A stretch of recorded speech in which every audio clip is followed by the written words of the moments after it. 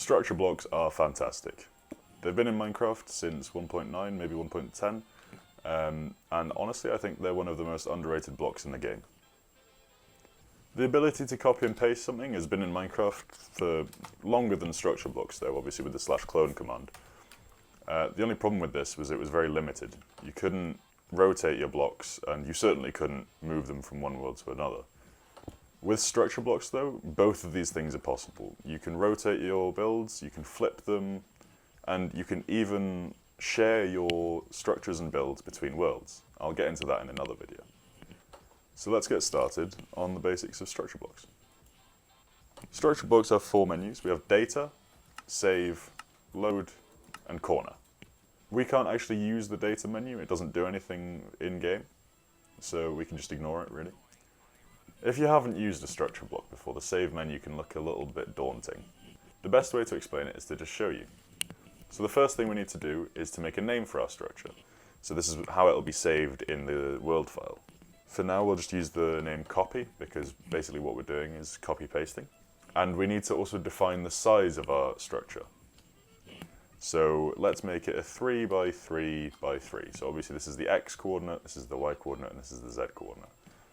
If we then click detect, it'll show us where it's going to save the structure from. So at the moment it's just going to save this 3 by 3 by 3 zone of air as a structure called copy in the world files. Now let's say we want to copy paste this shape. As you can see, it's not actually in the zone yet. So if you look here, we've also got the relative position, once again using the x, y, and z coordinate. The only coordinate that we need to change is the x coordinate, so x is the red one, z is the blue one, and y is the green one.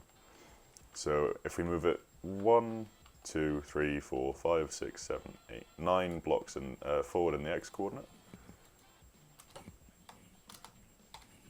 and click done, then as you can see, the box is now completely surrounding the shape. So we can then go ahead and click save. And there you can see, structure saved as Minecraft copy. The next one is the load menu. It looks relatively similar to this, the save menu. To start with loading in a structure, we need to put the same name in, or the name that we want to load. So for this we're using the same structure, so it's the copy structure. And then if we press load once, then it'll show us where it's going to put the structure if we click load again. If we want to put it on top of this little stone podium over here, then obviously that's not going to work because that's not on top of the stone podium. So what we have again is the relative position. So we need to move it 1, 2, 3, 4, 5, 6, 7 blocks forward in the x coordinate. There you go. And then we need to move it -1 in the z coordinate. Bada bing, bada boom. It's on the podium. So then if we click load again, there you go, our structure is loaded in. Like I said earlier, one of the amazing things that you can do with structure blocks is to rotate them. And you can see at the bottom here we have a list of numbers that you might recognize as the different right angles. So we have 90, 180, and 270. If we select 90, as you can see, the shape of the box moves. So if we then put it back on the podium again by changing the z coordinate to 9, there you go, and click load, as you can see it's rotated. So this was the original rotation, and now it's rotated by 90 degrees. The corner menu is just an alternative way to save a structure.